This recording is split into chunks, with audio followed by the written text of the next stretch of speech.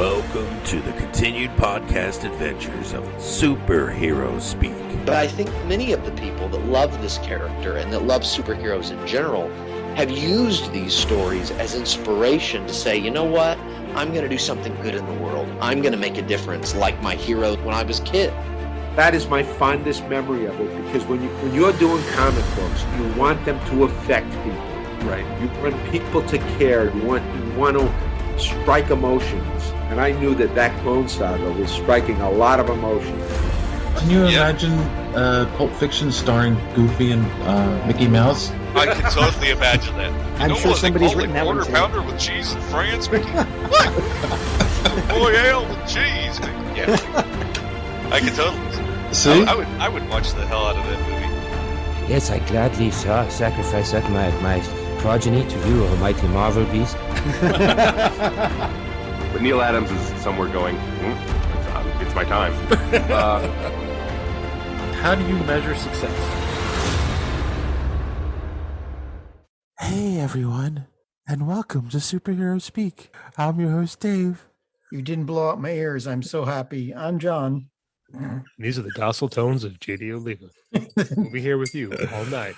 Oh, you guys are always complaining about me being too loud and boisterous on the intro, so... You are boisterous. Well, I have a reason to be boisterous. I'm a boisterous kind of a guy. You are boisterous.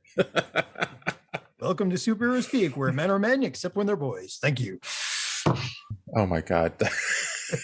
That was bad. So how was everyone's week, John? John, how was your week? Did you spend it with any boys? I mean, men. I'm not with the Catholic Church. Ooh. Oh. Low hanging fruit. Yeah. No, getting back into the grind at work. That's not going great, but won't bore anybody with that. Otherwise, I don't know. I've got an open Minecraft server if anybody wants to join, but I've got a couple of people on that. And no, nothing. I'm shopping around for artists for this kids book that I've been writing, and I haven't had anybody nibble yet. So I'm kind of wondering about that. Where are you looking? Where are you looking? Well, I sent an email to artists that I know, that you guys know who I said, and I've sent in a call to a few other of the artists that we've interviewed. Some of the ones that can do kids work, and just nothing so far. I don't know if it's the time, if they're all at conventions or what.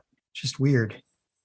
Some of these people are people I normally get a response from just for other stuff. Just, hi, how are you? So maybe it's because I told them I'd only pay them a penny a picture. I don't know. It could be. Well, no, this is my first time trying to do this thing. So I'm, I guess I'm assuming there's a huge learning curve on how to hook yourself a good artist. I'm just trying to think, I'm going to talk to Don Griffin next. And you're doing a kids book, so it's not like they're doing 4 or 5 panels per page. It's just like one picture per page, right? Kind of thing. Yeah. So, but like in everything, I'm going at it with the friendly route of, hey, I've got this and that and everything. I don't know if you're supposed to go at it from a professional route where it's like, here's the manuscript and here's the contract, and you can decide if you want, if you're supposed to prefer those things. With anything, you give you propose it first before you give all the details. But just like, hey, I'm writing a kid's book. I'm looking for an artist. Yeah, we're thinking it's going to be so many pages, so many pictures. It's like 22 pages. It's not big, and it's there's only a few words a page. 22 pages sounds long for a children's book, doesn't it? That's about right. Yeah. Is it? Okay. Yeah. I don't know. So my granddaughters don't have a long attention span. It's hard to get through a 10-page book. What kid does these days? None. I don't think it's these days. I think kids have never had long attention span. No, I used to sit there with Legos and build skyscrapers, right? But at how old? Oh, that was when I was in preschool. You're a different kind of preschooler. That was high school. Don't lie. No, that was definitely preschool. I remember that. But my nephews, they play Minecraft with me once in a while, and they get bored with the vanilla Minecraft if it's not in creative mode and they can't just automatically do everything. I'm trying to teach them patience. And of course, they give the Ed Gruberman answer to that. Yeah, patience. How long will that take to learn? So it's just, kids these days, just, I think the internet has an effect on people, It's like infinite scrolling on Facebook and even Facebook takes too long to go through. So all the kids are on TikTok now. It's like, it's ridiculous. Facebook's full of old people. That's why they're on. I think the internet has killed more brain cells than TV ever did. I think you guys sound like you're pretty old. I think little kids never have attention spans, because I'm with little kid. Like now, I'm talking with high school kids. I'm with little kids all the time, and they, run around like me. All they want to do is run around and play, which is what little kids do. So, for the most part, little kids. Yeah, but speaking as an old man, there's a difference between my day and age where it's like you should go out and play, and the only thing you can do is to actually go out and play. And that's it. Like no video games, no internet, no nothing, no smartphones, nothing like that. And you had to go out and use your imagination, pick up a rock and a stick and suddenly you got a game, that's it. But kids these days, it's like you can go through 5,000 different channels and I hear this. I hear what you're saying. And I watch 5 and 6 year olds all the time just run around and use their imagination and play. Mm-hmm. Like that's just, I'm sorry, this is old man speak. Like imagination. They run around. They run around and play. Like I said, I got a bunch of them in the restroom, and all they want to do is run. Like I was in a kids tournament today, and they were running and playing and jumping around. And kids are far more active. Like that's a meme. When they get a little bit older, maybe. But I mean, like kids still run around and play. They do have a lot more options. What 11? They get to high school and stuff, like 11, 12-year-olds. Yeah, maybe. But that's parenting at that point. Do you make your kid do stuff, or do you my sister's trying, she's trying, but again, it's like the options that kids have these days does not teach them patience. You have to really work at it these days, whereas in the old days, no patience. I know plenty of adults that have no patience. Oh well, this is true too. I think it's patience is something you got to teach somebody. Wish we were doing today. So well, even those old men can lose it. Like I find myself channel surfing a lot more and watching YouTube videos these days. And it's like I get impatient if the video is over 20 minutes. It's like in the old days, I'd sit there with a book and read for 5 hours. Yes, I know exactly. But again, and I understand that could be a problem. Like the internet is training me to consume stuff in much quicker, much higher volume. And that's, I'm trying to wean myself off of stuff like that. Mr. ADHD is talking about attention spans. All right. Well, yeah. Well, this is, yeah. How about you, JD? How was your week? Busy, very, very busy. It's I think I'm going to go back and because the video business has never quite recovered from the pandemic. Right. People just don't the demand and what's asked just isn't there. Well, it's still on. So I'm getting the writing is going decent, but not enough to like support a family. I think I'm going to do some substitute teaching in the school district that I coach in, so I can basically write so I can basically work while I'm working and get paid to do the work that I'm ultimately doing. So that is I think what we're going to start doing a few days a week with that, and that's just like supplemental stuff. And then it was good, and we had my high school team won their conference tournament by 90 points, so we did great. And then my little guy had his first wrestling tournament ever today, and he took 3rd place, and he's very proud of himself. Nice. He had no idea what was going on in his first match. He was so confused. He looked at me at one point. He's like, "Dad, he's not letting me do what I want to do." And I'm like, "I know, buddy. That's the point. You're gonna have to figure it out." And what I was proud of him is he got real frustrated, but he didn't cry, and he didn't give up. He got beat up in his first match, but he got the last 2 takedowns in the match. So I was proud of him. And then in his second match, for his 3rd place match, he won 28-6. Oh, wow. I was worried about him getting disqualified because he didn't know the rules. So I just had him keep letting the kid down and just keep taking him down repeatedly because he didn't know what else was going on. So he scored like 14 takedowns for his second wrestling match ever. So he did good. He's still totally clueless as to what's going on, but he had the best time today. And he was walking. He's going to show up later in the show because it's bath time right now. He wants to show you guys his medal and brag about it because he goes, "This is my first real medal. This isn't like in swimming where they give you fake medals. This is real. Oh God, there are a bunch of swimmers that just. Well, no, it's him in his class. In his swim class, they give him a little plastic medal for graduating to the next grade. Okay. Got a few of them, and he's kind of caught on. Oh, here we go, right on cue. Hi. What is that around your neck? Here, you got to show him. We got to get in the camera, right? Wow. How'd you do? Very, very awesome. That's awesome. That's your first tournament, right? Are you proud? Yeah, I got third place. You did get. Wow. Nice. And I beat the girl for it. You did beat a girl for it. Give me a hug and kiss. Good night. Love you. Hey, don't laugh about that. Girls wrestling is growing exponentially in our country. And the best kid on my little kids team is a girl, little Kennedy. She beats the snots out of all these boys, including my son. She beats the crap out of him. She's bigger than him. She's got a head and a head. She's got a head taller than him, and she likes to work with him all the time. And she just beats the shit out of my little boy. It's awesome. It's good. Yeah. Good. So good way to teach them that they're equals. I mean, honestly, is wrestling because when they're this age, there's really not much difference. Right. Like, and oftentimes the girls are stronger than the boys. Right. So he had no qualm. It's funny because like the older boys will freak out that's wrestle a girl.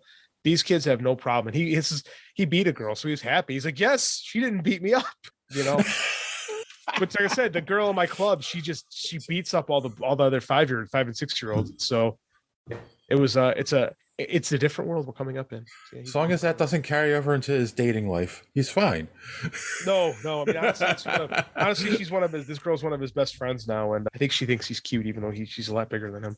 So it's it's adorable, honestly. Nice. That was my weekend. How about you, Dave? See, I don't know. What can I talk about? Because I get accused of talking about my girlfriend too much. You got laid, so we all assume that Dave got laid this week. I don't need to know that. No, well, actually, and she met my mom and brother's sister-in-law on Friday because we always have pizza night at my mom's, and I was like, why don't you come with us? So yeah, that sounds good. But since we're talking about attention spans, I discovered a show that I didn't know existed, but like they seem to all be on YouTube. It's a British show. It's called The Big Fat Quiz. Have you guys ever heard of this?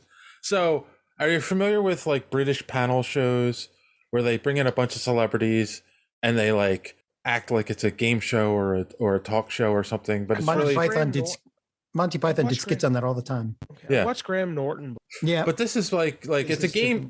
It's a game show where they actually do ask questions and give them points and stuff. But the whole point of it is to have these comedians and comedy actors on there to like improvise and come up with funny answers. And stuff. Like that, exactly. Yeah. And it's like 2 hours an episode, John, and I enjoy sitting and watching each one. Well, I mean,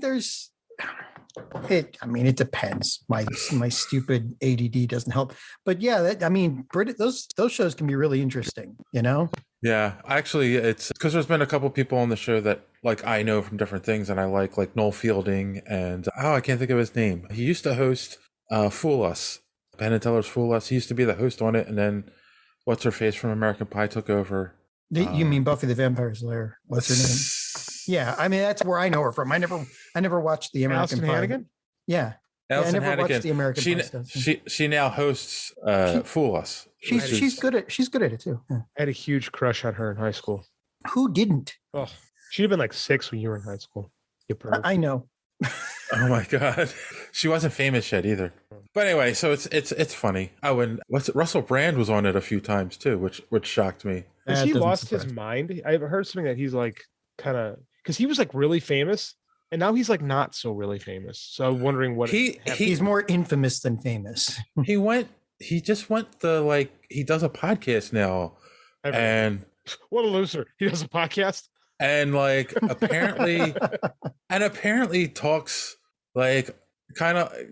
I feel like he's trying to compete with what's his face, Joe Rogan. And Rogan. It's so he's steering into the Rogan. He's doing the Rogan. Jesus. Stuff. But it's like it's not this. It's not the same. And yeah, so it's hard to lose that much of your brain cells to go that deep. It's just weird that he came out right. You're right. Like he was like ultra famous for a minute in like the early 2010s. Yeah, and then just was gone. Yeah, it was like I'd forgotten about him till recently. Been on a lot of movies and everything. He was in a ton of movies like 10 years ago.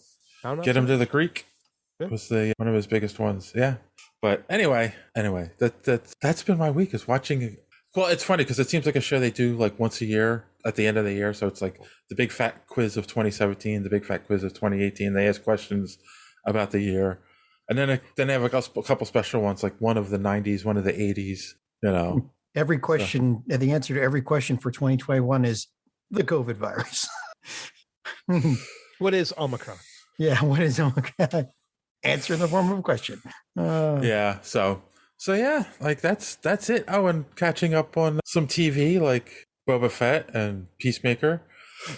Did you? How far behind are you now, JD? I'm 1 episode behind on Boba Fett and 2 episodes behind on Peacemaker. Peacemaker, I'm having time because I had to get up. It was 2.5 hour drive this morning to get my kid to the stupid tournament, and it snowed. It was brutal, so I had to get up at 5 a.m. So my TV was way down yesterday. But I did catch 1 episode of Peacemaker, and I think I love this show. I think it's absolutely hilarious. And I'm 2 on a Boba Fett, and I have complicated thoughts on Boba Fett. All right, well let's start with your complicated thoughts on Boba Fett. There's multiple times in the same episode, I feel like enthralled and then underwhelmed at various points. Like I'm super invested in this. Well, I was in the Truscan Raider story. Where he's like coming up with the Sand People. I found that stuff really interesting, and I find the gangster stuff to be kind of boring. You know, like I'm not as enthralled with. So again, I'm only on episode 3, but I don't hate it by any stretch of imagination, but I don't love it. Like I find this whole thing with Boba Fett, like coming up with the Sand People, really cool. And then the Sand People just died, and I'm like, oh man, it's like a Western. Like it feels a samurai thing. I dig that. It's weird too, because I'll say the next episode, which is the last one that was put out, feels kind of like a filler episode. Really? Like they're definitely setting something up for whatever's coming next. And then I don't know what's going to happen, because it also feels like they made the flashbacks get caught up to where he is now. I know. They caught we had this dual narrative going that just like came to an abrupt stop at the middle of the 3rd episode. And I'm like, well, this is weird. I don't know where it goes from here, but there's things I like. Like it's weird that he hired. Okay, did you guys watch the original Teenage Mutant Ninja Turtles from the early 90s, late 80s, early 90s? Yep. Yeah. I feel like he hired the neutrinos to be like his seconds.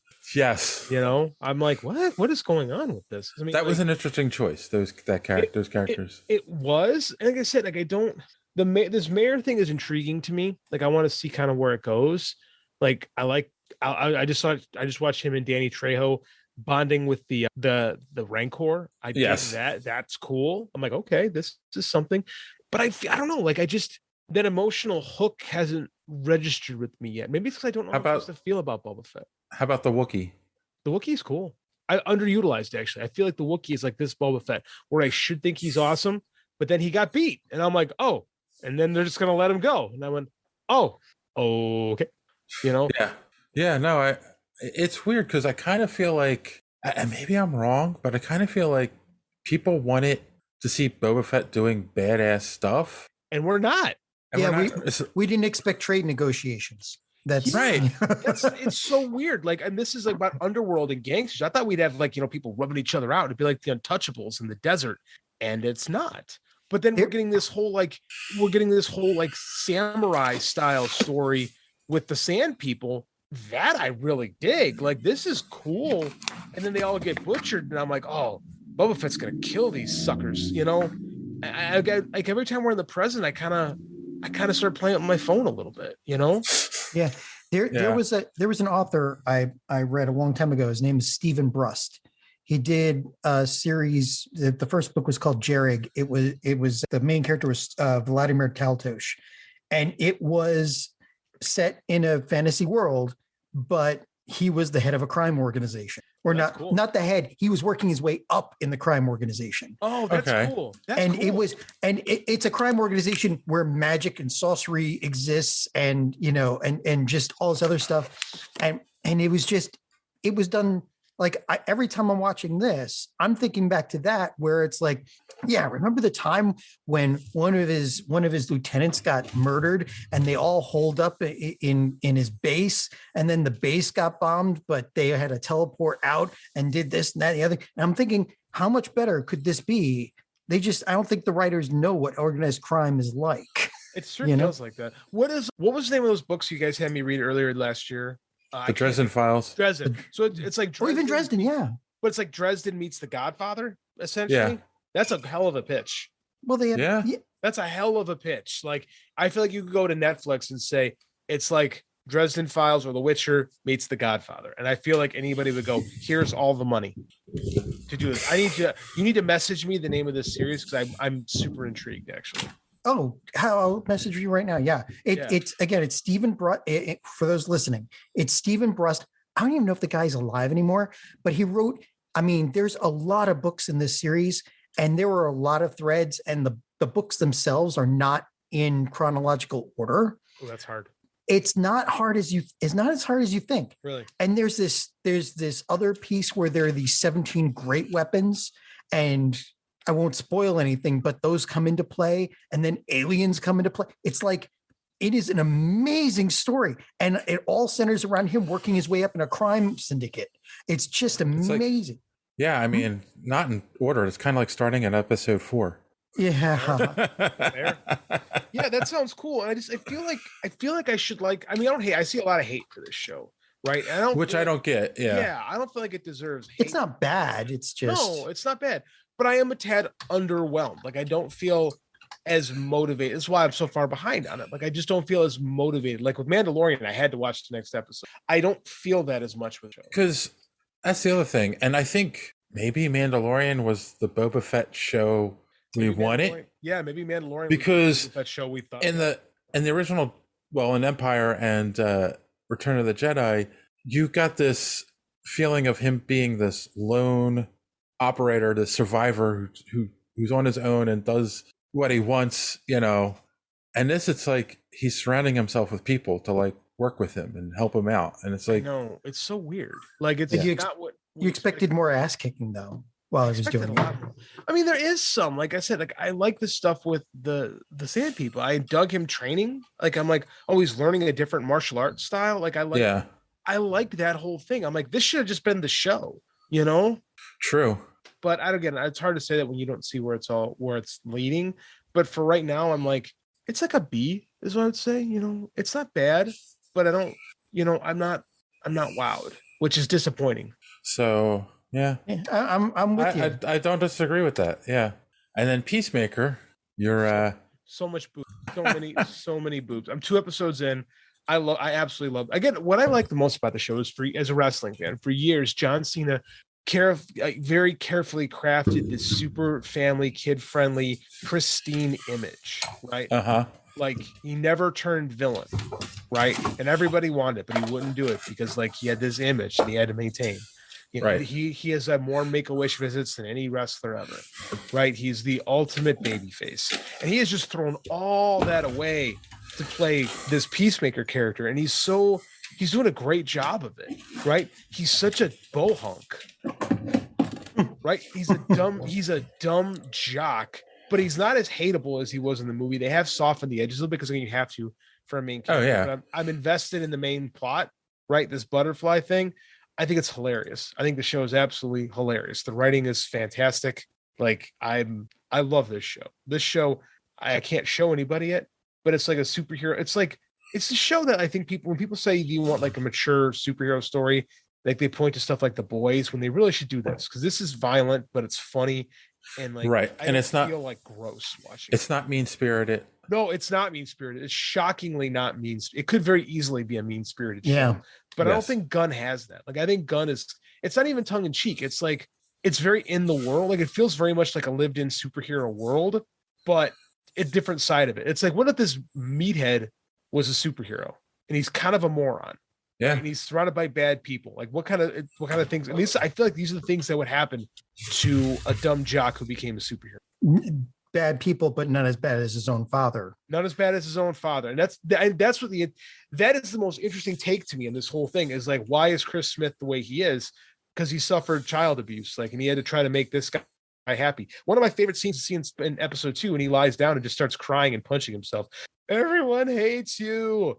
You shot Rick Flag. You're a dick. Yep. again, it's so on the nose, but it's so on the nose and so over the top that it's hilarious, and it gives us a nice little character beat too. Yeah. So this is really good stuff. It's not exactly unusual either. I mean, like that's not fantastical. You say it's on the nose, but there are people who have those kinds of mental problems. Like, and a lot of people are going to empathize with that for sure, and that's why it's believable. But again, the way I describe it describing it could come off very on the nose. Yeah, but the performance from John Cena is so over the top that it's subtle. Who would have thought that, right? Like John Cena. I've always thought, again, because I've watched him grow. I actually was in the arena his for debut match. Just watching him grow over the last 2 decades and to see what he is now. And I was telling my wife, I'm like, you're not going to like the content of the show because my wife's very middle of the road, we'll say. So I said, but you are going to like John Cena running around in his tighty whities for the better part of 2 hours. I think he stuffed his pants. It was hard not to look at his wang. I don't know. They've made it such a thing. Right. That's why I'm like, is that really John Cena's thing, or are they helping him out down there? I don't know. He always wrestled in jean shorts. I couldn't tell you. Let's just say that he spends a lot of time in the makeup trailer. Okay. I have no idea. I'm not going to speculate on the size of a man's penis. I will. I'll question it. If he's packing 3/4 of that, it's impressive. Him and John Hamm, right? I bet John Hamm's got a. Well, oh no, that's the wellest. That's a thing, yeah. Him John and Hamm's well known for that, actually. Him and Bautista's got a legendary one too. What's his face? Taken. Liam Neeson. Liam Neeson. Yep. Yeah. Supposedly he has a very large member. Not cursed with the Irish inch. Good for him. I wouldn't know. I'm not Irish. I'm not commenting on that. Jesus, I never even heard of that one. Come on, mate. It explains John's dating life, though. No, it really doesn't. Ooh, you guys are going for the jugular. Anyway, no, we're going for the. We're going for the. You like stick punches? I'll steer it right back in. I really like this show. I like the writing. I like how irreverent and sophomoric it is, but they're telling an interesting story. I still don't quite get what the butterflies are. And I like this version of Vigilante. You'll see the butterflies in the next episode. Okay, I'm not there yet, but I quite enjoy this show. It's very James Gunn. It is very James Gunn. Yeah. I tried as hard as I could for episode 4. I still cannot skip the damn intro. It's just too cool. It is one of the best intros of any show I've ever seen. Wigwam is a it's a Scandinavian glam rock band that got big in the early 2000s, and they're influenced by Sweet and Kiss. And I'm like, yes, you were. They sound a lot like Freddie Mercury. I heard Sweet. Like they said, they were influenced by Sweet. Sweet Ballroom Blitz. Mm-hmm. Yeah, and it's very much in that style. I'm like, okay, I get this. I hear where you're coming from. I dig it. So there was a meme floating around, and it was like Zack Snyder spending millions of dollars and hours on the intro for the perfect superhero intro for The Watchmen, right? Oh yeah. And then underneath it's James Gunn. Fuck it. And that's it's a picture of John Cena. Yeah. Doing a poorly choreographed dance where no one smiles. But God damn, does it work? It is perfect. This is what makes Gunn such a unique filmmaker. Like a guy like him, he's so like a John Waters, but like more middle, like John Waters with like the edges taken off him, right? Mm-hmm.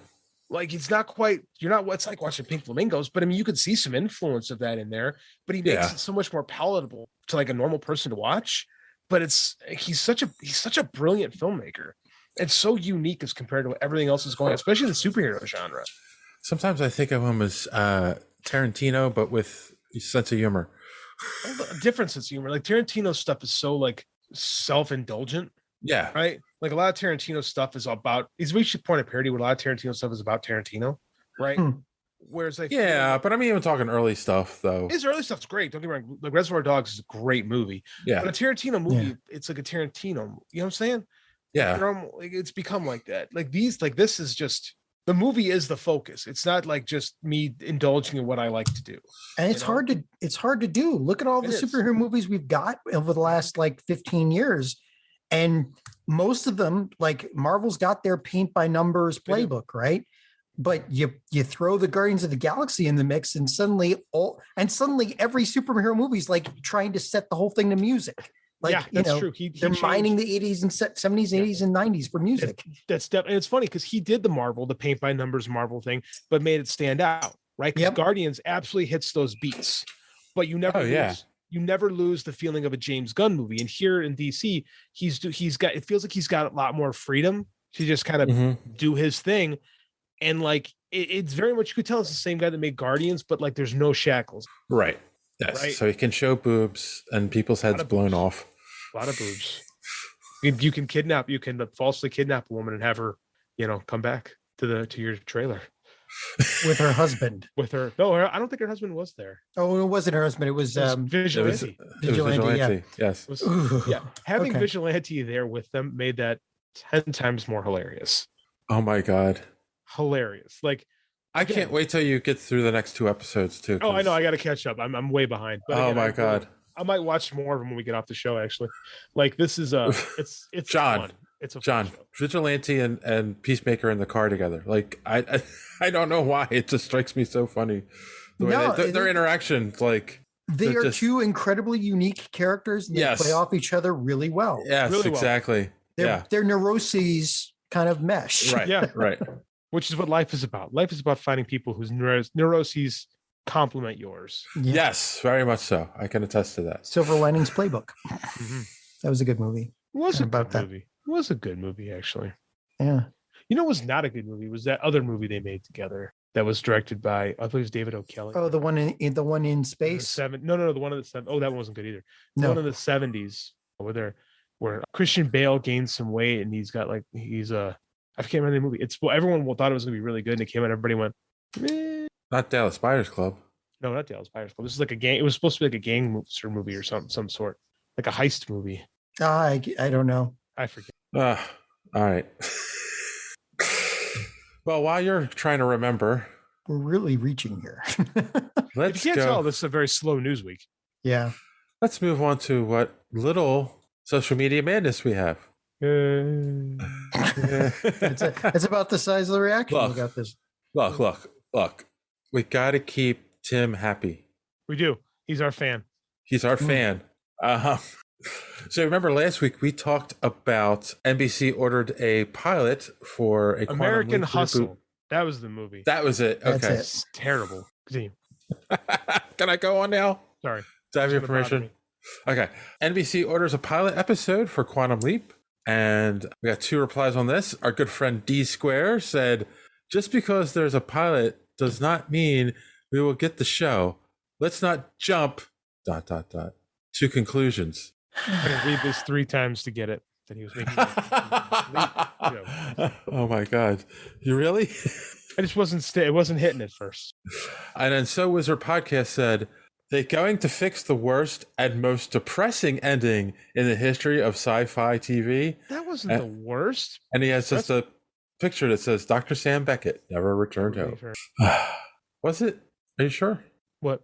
It wasn't the worst? What's the worst ending of a sci-fi? Lost? Sure, Lost. Where they were. I don't think it's a bad ending, though. I think it's a great ending. That they were in purgatory? No, Lost was a terrible show. No, Quantum Leap. I don't think it's a bad ending. Like he keeps doing it. Like, he's part of a bigger plan. It's like I like it. What was I going to say? Well, he's like a comic book character that way. Very much, right? Very much. He's stuck in the second act. Oh, constantly. Yes. There you go. So you're wrong, and we all know it was Joey that posted that. And then finally, we talked about the reveal of the Batgirl costume for the upcoming movie. And Timothy Jones said, hate it. It looks like a snowsuit onesie. And what's up with the utility belt? Are those lipstick cases? Wow, Tim. Damn. Go again below the belt. That was on the belt. Yeah, I was about to say that is pretty comic accurate. So I'm not sure why Tim doesn't like it. Tim, you're going to have to explain this a little more. Tim, it's only if you have some sour grapes. Available in finer newspapers across the country. I wonder if that was all for a setup. I wonder if that's just to set us up to do that in retrospect. I wonder if he's playing some 3-dimensional chess with us and we just fell right into his web of deceit. Hey, Tim Jones plays three-dimensional chess. That's what Four-dimensional chess. Sorry. He plays with the time factor as well. All right. Well, on that note, because that's all the social media madness for this week, because it's not a lot. Not a lot of anything. If you would like to follow us on social media and be a part of social media madness, here's our good friend D Square to tell you more. Enjoying the show? Want to be part of social media madness? Make sure you are following superheroespeak.com, where you can find all of the show's social media links at the top of the page. While you're there, you can check out old episodes of the podcast as well as some other great content. Check the site often because we are posting some great comic reviews as well as comic book and movie news content every day. Make sure and follow us on Twitter at SuperheroSpeak. And while you're there, check out the rest of the Geek World All-Stars Podcast Network. You can follow them at @stars_geek. The Geek World All-Star Podcast Network include great programs such as the Pop Prison Power Podcast, Cult 45, So Wizard, Fans on Patrol, the Gorilla Brain Podcast, and of course, Superhero Speak. Search for #GWAllStars. You will not be disappointed. Now it's back to Dave and the boys on Superhero Speak. How would you like to be on Superhero? All right. Well, thank you for that, Don. And don't forget to check out the Omega Level Nerds podcast, available on YouTube and wherever podcasts are available, except Spotify. And on that note, we're going to take our first and probably only commercial break because there isn't much else to talk about. And we'll be right back. After these messages, we'll be right back. All right, we're back. And we only have 2 news articles to talk about, so we'll stretch this out somehow. The first, of course, it was released on the day that we were recording last week, after we were recorded, so it was released late, which is weird. I texted this. We got the first Moon Knight trailer. Yeah. So what do we think, boys and girls? They're really going heavy on the schizophrenia / multiple personality thing. But that's Moon Knight. Like, the best interpretations of Moon Knight usually do have that. So I'm okay with it. So it's Oscar Isaacs, right? Yes. So this is a show, like, and it's funny because you could say this about anything, but this is definitely a show that is going to rest heavily on his portrayal of the character. Mm-hmm. And like how believable it is that he's crazy. Well, whether it keeps you guessing, like, is he crazy or is there something?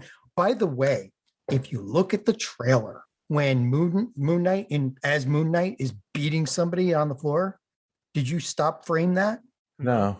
The person he's holding against the floor isn't human. It looks like Werewolf by Night. Oh, that's possible because Moon Knight started out as a villain for Werewolf, or as an opponent of Werewolf by Night. Yeah, because if you stop for a minute and you look, the legs, those are werewolf legs. They're not human legs. Huh. Like it's not a trick of the speed of the film or anything. That's just I'm watching it again to see if I can see it. That makes sense though. I mean, yeah, because again, that's where he got his start. So it'd be interesting. And plus creatures of night are enemies of what's the god's name? Khonshu.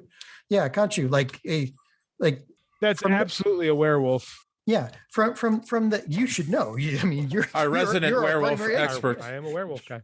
That is absolutely a werewolf. I'm our excited. Senior werewolf correspondent. I am getting that on a business card. JD Oliva, senior werewolf correspondent.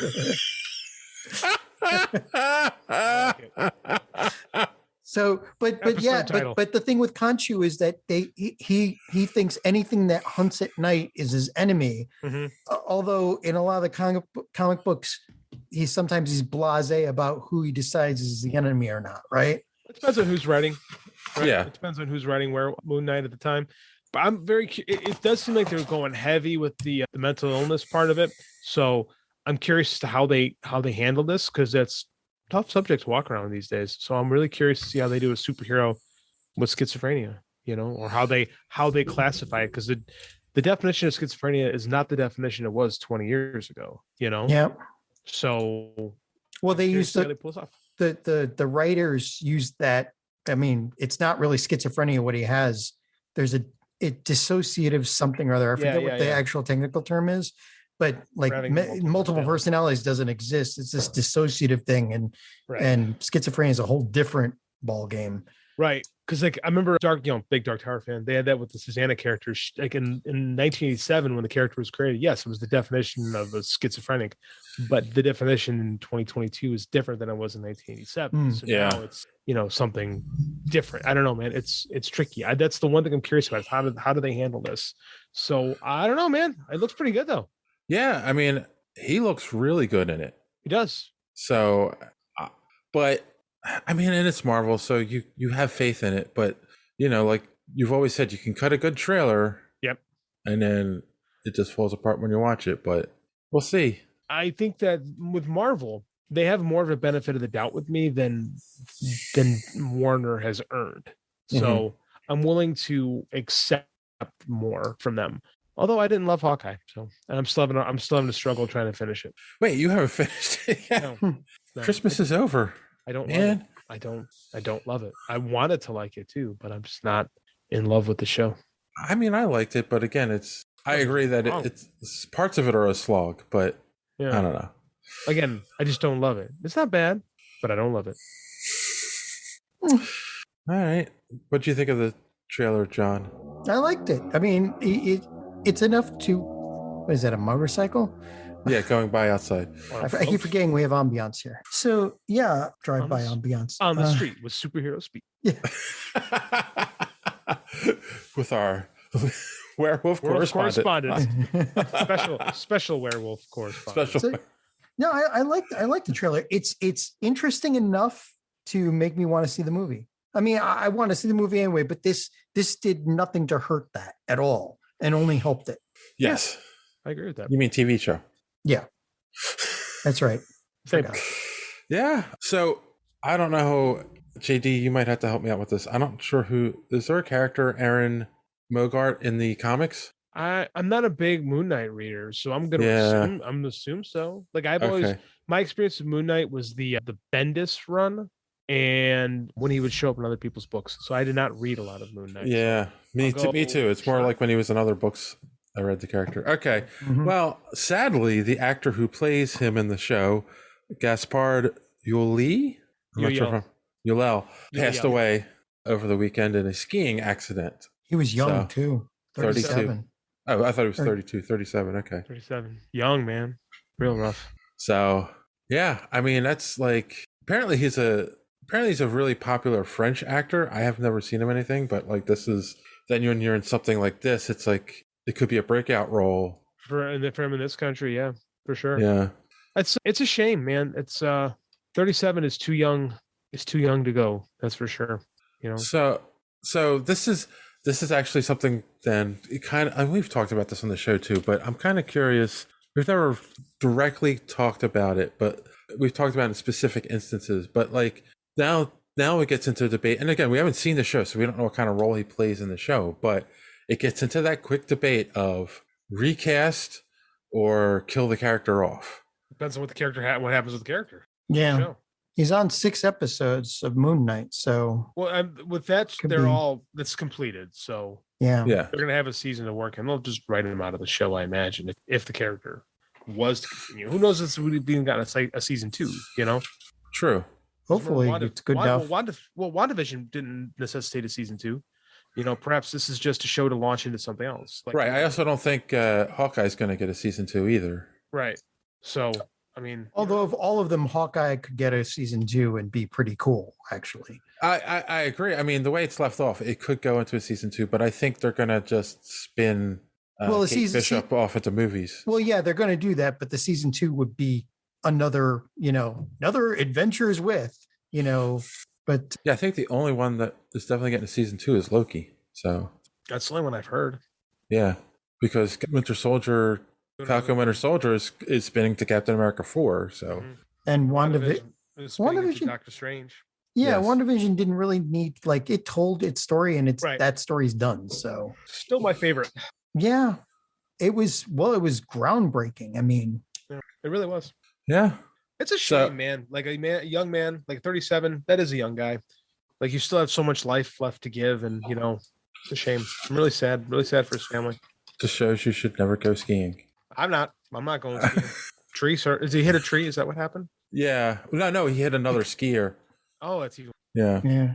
It's like you remember what happened with Anton Yelchin? Refresh my memory. He was on Star Trek, the new movies. The new movies, yes. Yeah, he's Chekhov. He's Chekhov. He was also doing a voice acting for a really popular Netflix animation, Troll Hunter, I think it is. That was a really tragic story how he died. Yeah. Refresh my memory. How did he die? He thought he thought the parking brake was on his car. He was behind it and it rolled backwards and crushed him. Oh God, that is a rough. Yeah. Yee. He was doing something to the car and the parking brake wasn't on.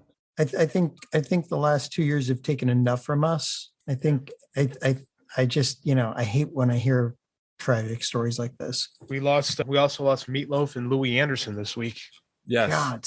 Yeah, the Louis Anderson one, I always liked him, and that one hit me hard because, if you've ever listened, I said this on the show a couple years ago when Louis Anderson was on the ID10T podcast, and he's such a nice guy. Like every interview I've ever seen with him, he just was like a down to earth, nice human being, Eddie Murphy. I was watching a documentary on Coming to America, and Eddie Murphy and John Lance talking about how this dude said, "Well, you have to have a white character in it," and they were like, "Why? Like you need to have a white guy." And Eddie's like, "Fine, I got a guy.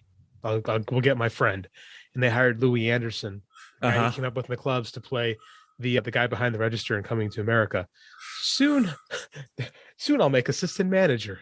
And that's when the big bucks roll in. Like it's a scene stealing. He steals the scene in a movie where everyone is constantly trying to steal the scene they're in. Yes, like Coming to America is probably one of the greatest comedies ever made, and he has like 6 minutes of screen time, and much like Boba Fett before him, carves it out well. Yeah. Yes. I hate to say this, being old again. This reminds me of the day Sammy Davis Jr. and Jim Henson died on the same day. And I remember seeing that on newspapers. It was 1990, right? Yep. I was a child when that happened. I remember that. Yeah. Wow. 1990. I was 32 years ago. Jesus Christ, I feel old. So I was 15. It's a long time ago. And then Meatloaf, Yeah. But he was 74. 74. I think. Yeah. The only comic book connection you can make to him is loosely what? He was a comic book. Well, yeah, he was a cartoon. He was a cartoon. And the first time I ever realized he existed was the Rocky Horror Picture Show. That's where my generation. Oh yeah, he was Frankie. My generation discovered him in the "I would do anything for love, but I won't do that." But what is the one thing that he won't do? Anal. I always assumed it was anal. It probably was. That's all I could ever come up with. No reaction on John whatsoever. Completely no-sold my joke. Completely no-sold my joke. Because that's the one thing that John will do. Oh, well, fair. I am not a Kingsman. No spelunking for you? No. No cave dwelling? Moving on. Michael Bay directed that video. I'll do anything for love, the Beauty and the Beast-esque Meatloaf video. Oh, that's weird because there was no explosions in it.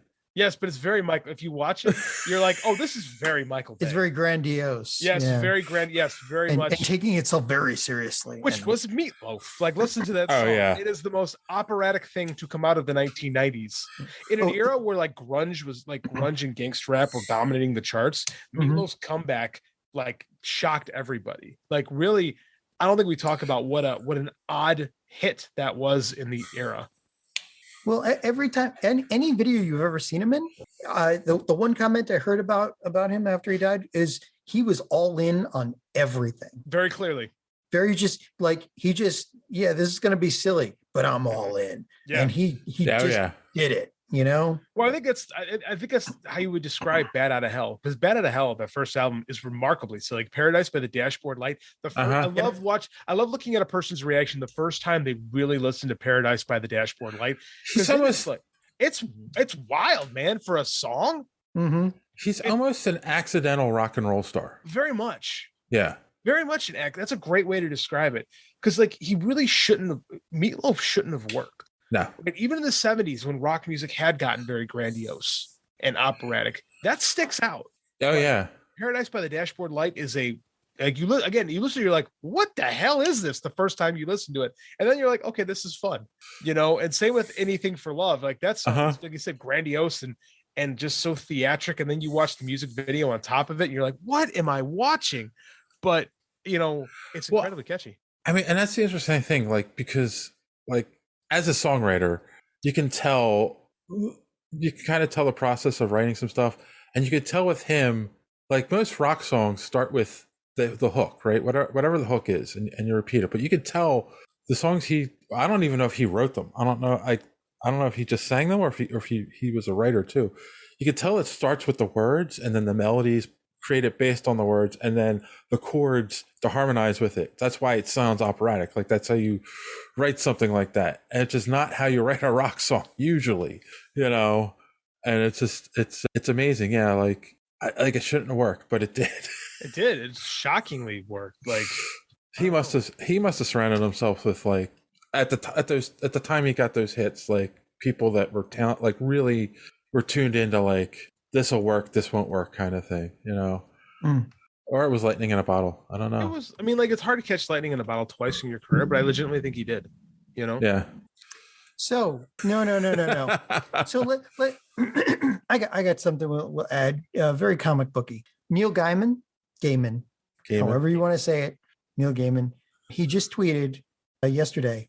I would like to formally thank the 1 million moms for their attempt to ban Lucifer before it came out. Their boycott was the thing that signaled that Sandman had arrived as a comic, and I knew it boded well for the TV spinoff. And the reason why they're saying that is that Lucifer beat Squid Game for the Nielsen ratings for 2021. For the most streamed show in 2021, which is shocking.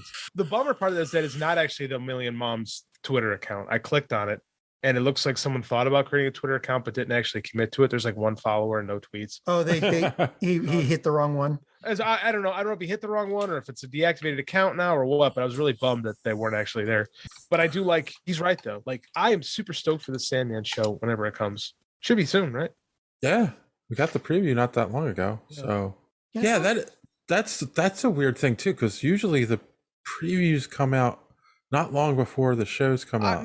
Netflix does them pretty early. Netflix can do them like 6 months out sometimes. They do that with Stranger Things. Yeah. My 5-year-old's trying to talk his mother into letting him watch Stranger Things. Oh, that's not going to happen. I know, but she's already put it out. But he thinks he can watch it. Okay. All right. You know what? I haven't watched the show. Stranger Things? Yes, but my question is... You didn't watch Stranger Things? No, I'm like shocked to hear this. Yes, everyone is when I mention it. My question is, how much longer do you think that show can last? Not much longer. Well, they're aging, so like right away when kids age, shows change. I would assume I thought last season was the last season. The answer to the question is when Netflix wants to stop making them. If I were them, I would make this the last season because we had a big cliffhanger at the end of last year. I mean, Netflix has a tendency to cancel shows after 2 seasons. They do, but this is going on the 4th.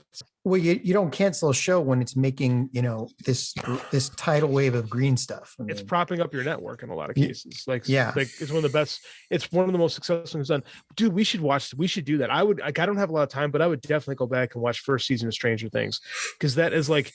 So as children of the 80s, right? Speaking of lightning in a bottle, very much lightning in a bottle. But I mean, like this is it's also very much a thing of its influences. And they talk about how the two Stevens that shaped the 80s, right? Stephen King and Steven Spielberg. And this is very much the love child of those influences. Yeah. Right. It's very much E.T. meets It. Well, it speaks to dorks like me. I mean, what was I doing in the 80s? Oh, yeah, I was rolling up characters constantly in D&D, I was a little child. So like, these are the kids that I thought were cool growing up. Right. When I was a little kid, like, oh, those are big kids that get to do fun things. Like it's very much in tune of like Goonies, right? That kind of thing, but a little bit more hard edge. Like it's very much strikes me in my sensibilities. Like this is probably my favorite. It's probably my favorite television show of the last 10 years is Stranger Things. Well, especially that first season. Like that first season is like, okay, if you could sum up JD's brain into one show that he had nothing to do with, this would be it. So how many seasons is it? 3 seasons. 3 seasons have been completed, and it started in 2016. That's, I think, part of the problem too. They take so long. 2 years. Well, between the last one. No, was the last one finished before COVID hit? I think so. Yeah, so like the next season, everything was delayed for COVID, the last the COVID years. mess. Yeah, but again, the first season was 2016. The second season, 2016. Yeah, I think the next season was 2018. Right, when it should have been 2017, 2018, 20. They could have had 4 seasons out before the pandemic hit. They could have, but they chose not to. They take their time with this. They don't just crank it out. Like, and honestly, the shows are good. But I'm sorry, if you're doing a show that stars kids, you got to get it. But part of the show is about them growing up. Right. Like that's factored into the show is they're growing up. And don't forget Millie Bobby Brown is like hitting movies now, at least the Godzilla movies and all that. She's gonna have a career. Yeah, she's good. Finn Wolfhard too. They kind of stuck him in the Ghostbusters Afterlife and as like hey, here's this very popular guy, but he doesn't have a whole lot to do. No, but the kid, the girl in the Ghostbusters, I think she is going to be something. She is going to be quite famous. And I realized where I knew her from. Do either of you watch Young Sheldon? No. Okay, yeah, she's on that. She plays another genius kid who's kind of like a rival to Sheldon. She's been. Hopefully, that's not a typecast, but she's got the acting chops to work her way out of that. Yeah. Okay, so if we don't have plans to watch Batman and Robin this week, let's do Stranger, because I don't think any nerd news is happening. We're in a dead zone right now. Maybe we should watch Stranger, the first season, maybe at least half the first season of Stranger Things. How many episodes is it? Oh God, I don't remember. I want to say 6 or 8. Okay. Let me look it up real quick. Yeah, you're the one who usually has hard time with time. But I've seen it. Right, so you don't have to pay attention to it. Really, right. just like if I just if I get a refresher on it, I can go to Wikipedia and read about it and I'll remember it. Season 1 overview. Just tell me damn episodes it was. 8 episodes. Okay, all right. I could watch that. It's very timely of us to do a Stranger Things season 1 review in the year 2022. 2022. Yes. Don't forget the 2. It's 2022 now. I know, it feels like we've been on pause for the last 2 years. Yeah, I mean, and this past week more so than ever. I mean, like there's literally nothing. I mean, the only thing I know of is this Neil Gaiman thing, but that's because I'm shocked. There's really nothing for us to talk about this week, right? Like nothing exciting at this point. No. Like I feel like we're coming off the big spot. Like again, it's January. This is the dead zone, right? Yeah. Like pre-Super Bowl, that people are going to hang on to their good commercials to the Super Bowl. It's like even dead for anime. There's like nothing I can talk about really. And I saw something where it was like, I saw an article and I'm like, oh, this looks interesting, where they said like 2 Marvel shows had been taken off the slate. One of them being Secret Invasion. I can't remember what the other one was. Really? And then I saw this stuff about them filming Secret Invasion, and I'm like, this feels like a rumor based off of something stupid. And I read the article, and it was just like the Japanese Marvel website had taken it off the list of shows. They were, that could be a million things. It's like, okay. So, yeah, it was just like, there's nothing going on. No, it's sad, actually. It's quite sad. It's too cold. This would have been, dude, it's so cold out. I did snow blew when I got home from the tournament today. It's 12 degrees out. I'm very glad I have a snowblower. It's too cold. It's too COVID-y. It's definitely too COVID-y out. Man, I was at that tournament. At our high school tournaments, everybody's got to wear masks. These are little kids' tournament. It's like the Wild Wild West. My wife was freaking out. She's like, there's 12 people here with masks out of the 200 people here. And I'm like, well, we're part of the 12. So, relax. But you guys were vaccinated and all had it. Again, you're immortal. I feel that way sometimes. And that's why I'm like, just relax. Yes. We're as protected as we can. Exactly. You're more protected. Wear your N95 and we're good. We're cool. You're probably more protected than most of the people in that place. We probably are more, but again, we go out of our way to try. That's the thing. Yeah. If you try to be protected, you're going to be protected. Andy's had a cold. We tested him like 3 times this week, but he's had like a legit cold the last week. You can still get cold. I know that is possible. And the flu. It is. That's the thing too. It's like, because he's like, you have to test me before I go to school today. I need to be tested. And I'm like, And he coughs. I'm like, well, maybe he does. So I do the test and he's fine. And then like Saturday at my tournament, I'm like, I feel sick. Oh, sweet Jesus. I got the thing. Oh my. And I got all paranoid about it. And I'm like, oh wait, my kid's been sick all week. I'm fine. You know? Yes. Yeah, this is where we're at right now. Like we've forgotten that colds and flus also still are a thing. Winter is gonna be cold and flu and COVID season for the rest of our lives. Probably. It is. Just get vaccinated and be smart. The Omicron wave is starting to go down. Still a lot, but it's starting to go down. It's too bad this is not a video podcast because I'm actually doing some cool hand motion right now. We had it for a while. We were doing the video, but not no more. It's really having to edit audio and then video, it's frustrating. I get it. I blame John. I blame John too. John, that's par for course. You're a dick. You shot Rick Flag. Did you shoot Rick Flag? No. I'm gonna assume Rick Flag. I would have though. He was a dick too. So he was an idiot. So Rick Flag is still alive, right? Oh, it's comic books. I mean, look at they shot Peacemaker and they cut to the first episode and it's like it's amazing. We only had to replace your clavicle. It's like what the so he's got like a healing factor, right? Because that was actually one of my favorite sequences of the second episode where he's jumping down the patios and just keeps collapsing upon them. And he's like, how was it? See, my God, that was so visceral. Like I could feel the pain. Yeah. You know, great sound editing because you heard his body just go from it sounded like meat hitting the floor. Yeah. He's got to have some type of a healing factor that they just haven't told us about.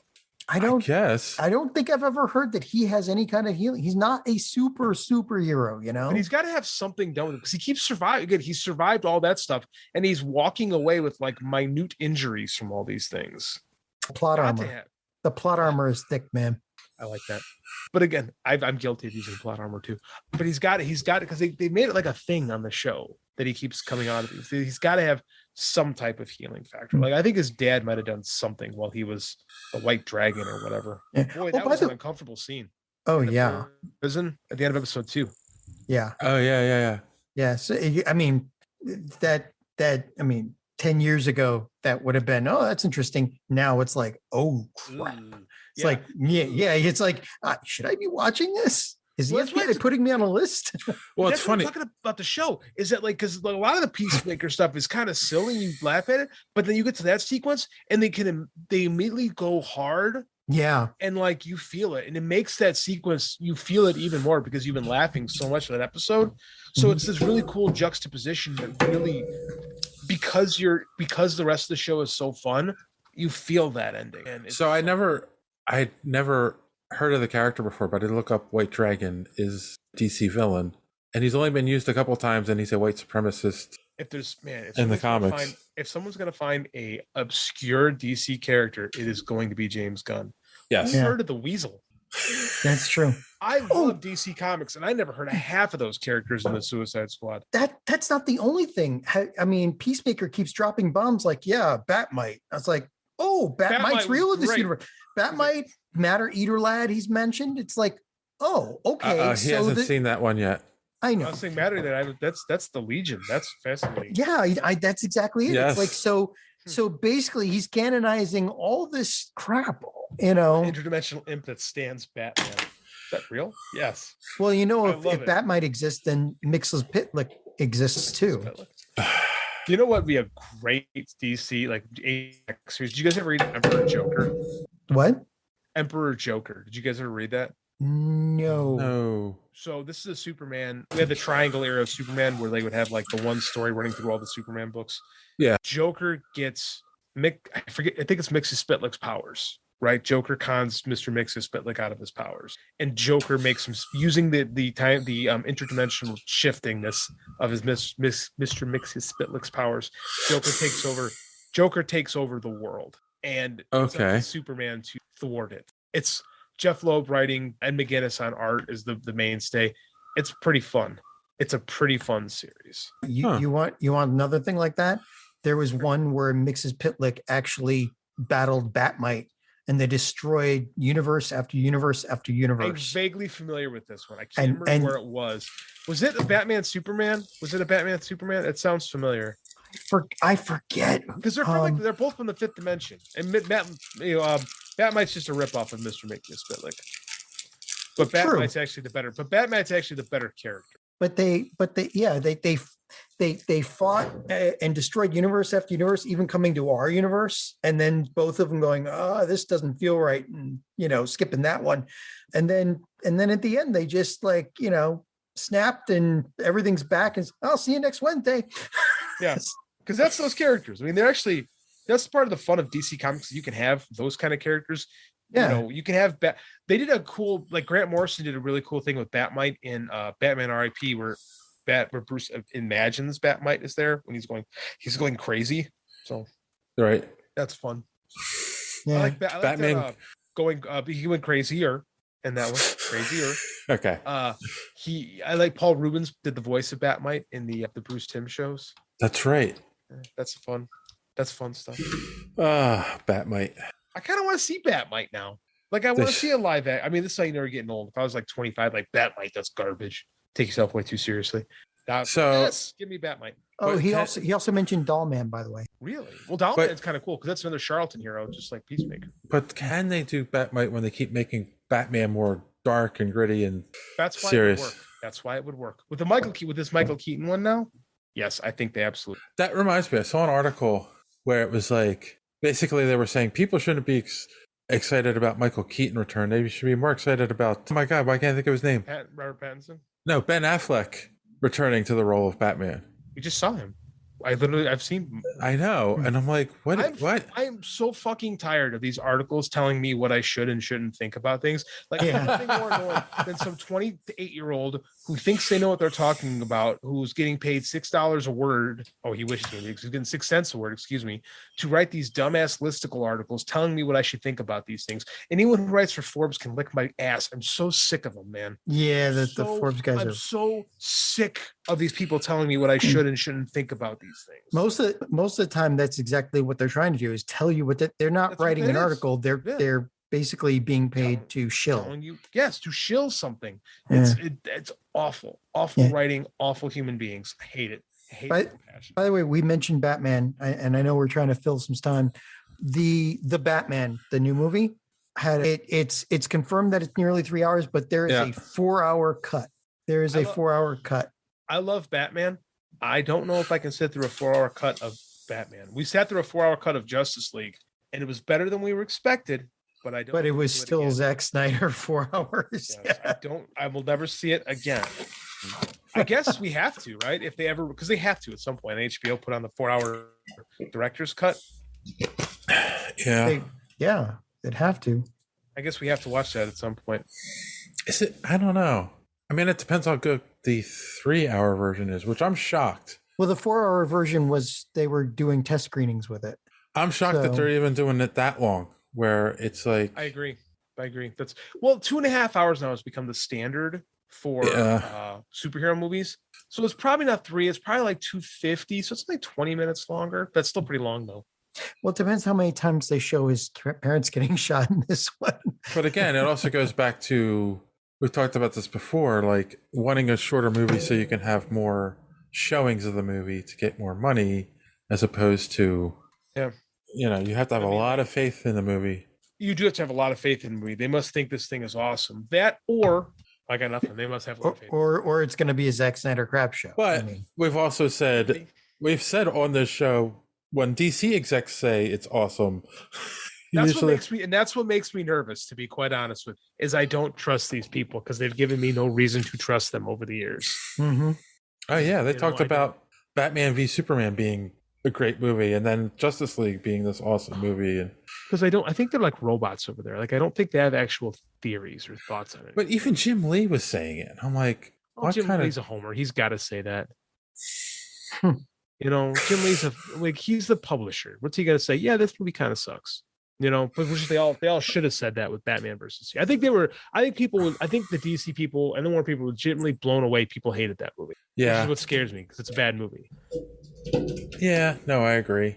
I don't know. Would you respect someone like Jim Lee more if he came out and was like, yeah, it's okay, it's not our best movie? No, well, they're not gonna. Even if they thought that, they wouldn't do it. They got to sell tickets to the movie. That's how you Right. lose your job as a publisher. This is true. You know, like you got to after the fact, you be like, yeah, you know, we all kind of knew. You know, but at the time, you got to sell movies. Like you got to make money. Speaking of making all the money, was it Star Wars Ahsoka begins production in March? Good. I'm looking forward to that. Yeah, that's one I'm really looking forward to. They've got like Sabine from Star Wars Rebels is in it. So like they're pulling out all the stops in this one. There's a lot of really, really popular Star Wars characters in this. And Mary Elizabeth Winstead just joined too. So I like her.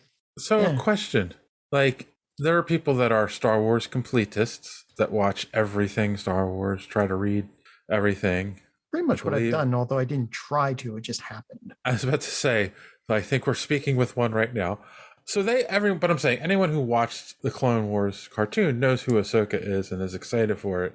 And like, yes, we got her in The Mandalorian, but I guarantee there were people who were just like, who is this? You know, they're just like, oh, it's a cool Jedi character. Like, do you think people who haven't watched the Clone Wars are excited for this show? No, I don't think they are, but if they do this right, they can give a lot of backstory on the character through during the show. And anybody who watches anime knows that sometimes you can take a character, give them a horrible, tragic backstory and really sell the character. This is what's great about these streaming network shows, right? Is the casual Star Wars fan looking forward to an Ahsoka Tano show? No, but the hardcore Star Wars fan is super excited about it. And you know what, they don't have to make $5 billion at the box office, right? True. They can go lower and do a good show. And now they figured out how to do these things. I don't want to say on the cheap, but definitely cheaper with the technological advancements that Disney's made. Yes. So you can do these things and you can super serve your audience, which if you're going to have a streaming network, you are required to super serve your the stuff that's meant for the general public, like your Far From Home, for example, that releases to the general public. Your Moon Knight goes to Disney Plus. True. But I also kind of feel like at this point, well, I mean, I don't know if the Eternals is a good. I think the Eternals was something they really wanted to make happen that they just didn't. They couldn't do it because it can't be done. Like I put the Eternals in the same camp as the Inhumans, where you think you have something, but you don't. And they got cocky with Guardians. And I was going to say, like, are we at the point where Marvel could put anything out and we'd be happy with it? Or no, because I mean, Eternals could have been a good show. You know, 10 episodes of that would have given all the characters time to breathe and made you care about them. But they like you said, they got cocky. They threw, we can put this as a movie. That's even the problem with the X-Men movies in my mind is that like you create a team movie, but you only concentrate on 2-3 characters. Right. You know, and they tried to give everyone screen time in Eternals, but it didn't work. It fell apart because of that. Well, if you had a 4-hour movie like Zack Snyder's Justice League, where you're introducing most of the characters, then you can do it. This is why the X-Men, I truly believe the X-Men should not be done as a movie. You could do a Wolverine movie again. The X-Men should be done as a show, because the X-Men is the quintessential soap opera comic. And we've never really gotten that. We've never really gotten what the X-Men is about on screen. I mean, like everything about because it's not just the civil rights angles. It's not just the everyone feels, abandoned or not like an outsider angles. It's the soapiness. Right. That's what makes Claremont's book special. It was the soap opera aspect. And we haven't gotten that. So I think that they're not going to listen to me, but they should do X-Men as a TV show, as a not even just a miniseries, just like keep doing it. Like just keep making X-Men shows. That's what they should do. Yeah, no, I agree. But again, when it was the golden book for so long at Marvel, like they're like, well, why can't this just be the best movie out there? Because it's not, and I get that, but at the same time, it's not doing these these big stories work so well because all the groundwork has been laid with these characters. God Loves, Man Kills is a great story because all the work has been done. We know who Kitty is, we know who Nightcrawler is, we know who Wolverine is. Right. The Dark Phoenix saga works because we've watched Scott and Jean together since they were teenagers, right? Like we have this accrued interest developed in these characters, and we don't get that in movies the same way. In movies, that's why the best X-Men movie is probably Logan, right? Because it's a simple story, right? That's it's true enough to the comics that it worked, you know. And like all the X-Men movies, like Days of Future Past is good, but then that's really good because like you just love X-Men movies, right? Yeah. Like again, and that relies on 4 other movies that came before it. Right, exactly. But also, that's why Avengers works, is because 3 of the main characters were set up in separate movies. In fact, 4 of the main characters were all introduced before that movie was put together. Everyone was introduced before the movie was put together. Well, you got Hawkeye for like 5 seconds in but he was set up in Thor. Right, or Thor, right. Yeah, I mean, they set him up. Same with like he's the only one that doesn't get a lot, but he also has a lot to do in this movie. Like they do a lot of the work with Hawkeye's character in Avengers, where the rest of them were set up. So you can't do that with X-Men because you can get a Wolverine movie, but I don't know. Can you get a Cyclops movie that people are going to care about? Right? Are we going to get a Rogue movie? No. Well, Rogue, you could do a movie. Could you? But you're not going to make $1 billion, which is what you need to do with a movie. Movie's got to make $1 billion. That's why it should be a Disney Plus show. Yeah. You got to develop the characters, man. It depends. After you do the series, then you could probably do a Rogue movie. But I won't ever see being able to do a Cyclops. There's just not enough about his character that's interesting. No, I disagree. There is, but you won't make money. Right. Like you won't like a Cyclops movie. Like Cyclops is fascinating. Like he was a character.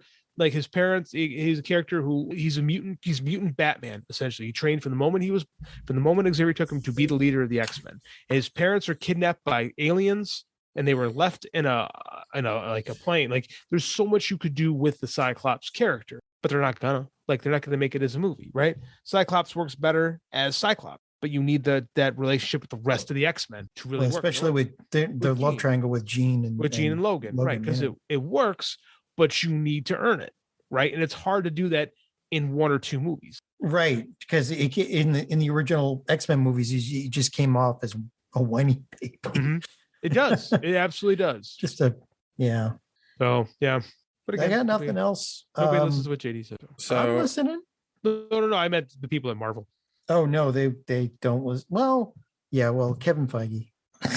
All right, so you'd have to get his ear. Let's just end with a rumor. Oh, and some people are excited about this, and I feel like we'll get shortchanged if they do it. The rumor is that there will be a cameo in Multiverse of Madness by Reed Richards and Sue Storm, played by John Krasinski and what's his wife's name? Emily Blunt. But it will be a variant version or a different universe version. So we won't get them in the MCU proper as Reed Richards and Sue Storm. I don't know.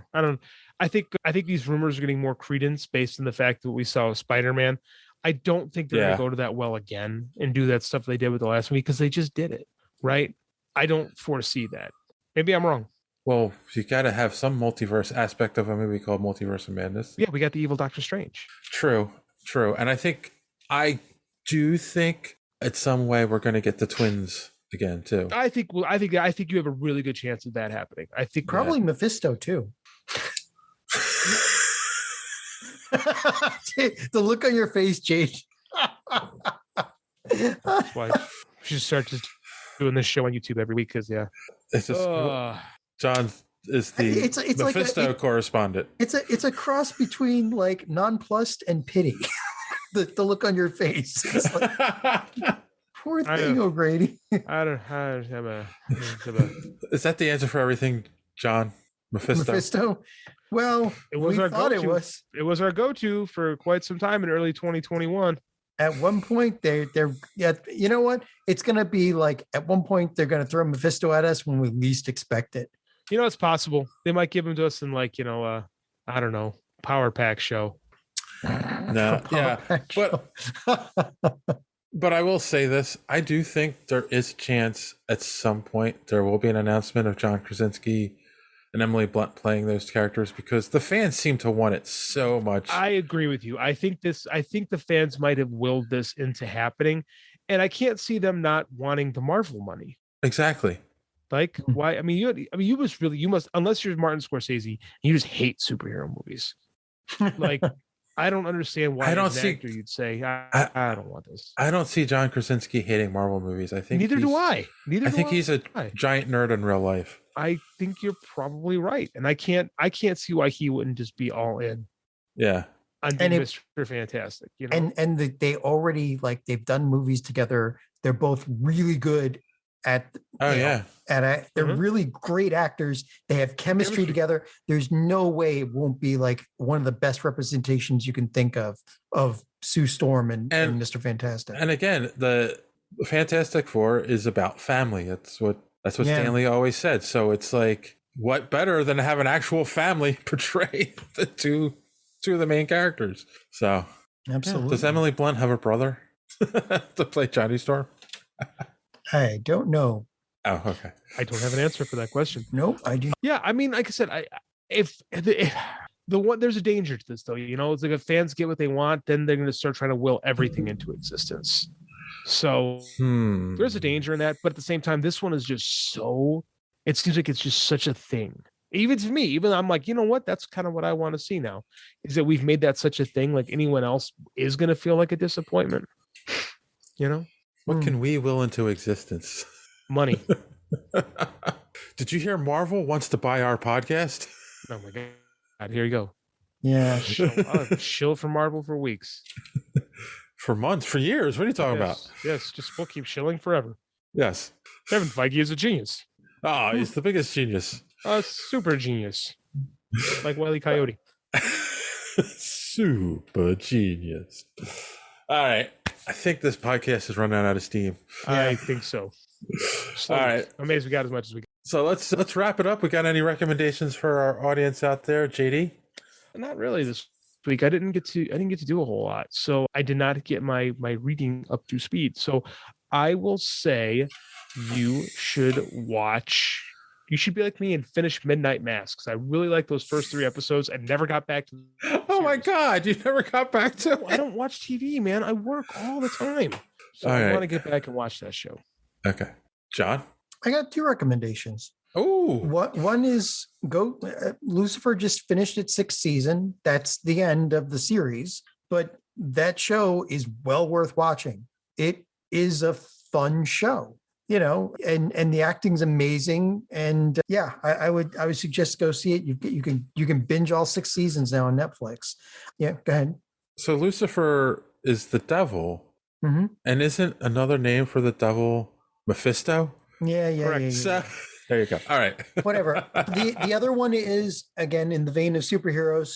I was just bored yesterday, and I'm folding laundry and just flipping around on Netflix, and The Mask of Zorro is on there. Oh, the one with Antonio Banderas? Yeah. Yeah, I like that movie. Yeah, Antonio Banderas, Anthony Hopkins, and Catherine Zeta-Jones. Oh. How'd that movie age? Well, it ages well. It's still fun. I really love it. Okay. So, you know, I gave it a good one. It was enough that I put down the laundry and just sat down and watched it. You know, it was supposed to be just the background, but it worked really well. It's the second one that gets a little silly, if I remember correctly. But this one's just the right amount of fun and seriousness. You know, like people do get blown away in this. So, but it's great. Antonio Banderas in his prime, Catherine Zeta-Jones in her prime, and Anthony Hopkins playing old Zorro. Oh man. What is the movie with Antonio Banderas where he walks around with a guitar case? El Mariachi, Desperado. It is a sequel to El Mariachi. Okay. Sorry. Some of my favorite movies. The Mariachi series is great because you have El Mariachi is this Robert Rodriguez $5,000 movie. It's so low budget but so much fun. And Desperado was like the big budget remake sequel. Yes, it's such a great action movie. And then the third one is Once Upon a Time in Mexico. Yeah. Oh, that's right. With Johnny Depp as the villain. Yes. Great series. Desperado was like the first time. That was what put Selma Hayek on the map. Mm-hmm. Yeah. Those are really. You know what? Those my recommendation. The Mariachi trilogy. Robert Rodriguez. Yeah. Love those movies. Just not with any kids around, because man, does that get Violent. It's Tarantino, so. No, it's Robert Rodriguez. Oh, is it Rodriguez? Yeah. Oh, I always thought That was still violence. everything in that. It was like I always thought that was Tarantino. No, Robert Rodriguez. All right. Well, I will recommend that you go to superheroespeak.com, where you can find the podcast every week. Links to all of our social media at the top of the page. And of course, comic book reviews by our good friend D Square. And I'm going to recommend that you go watch, if you haven't seen it in a while, Stranger Things season 1 to refresh yourself, because apparently we're talking about that next week, and I've never seen it, so this will be interesting. I can't wait to hear what you think about this show. I'm genuinely curious. All right. Well, on that note, boys and girls, as always, thanks for listening, and don't let your cape get caught in the door. Have a good week.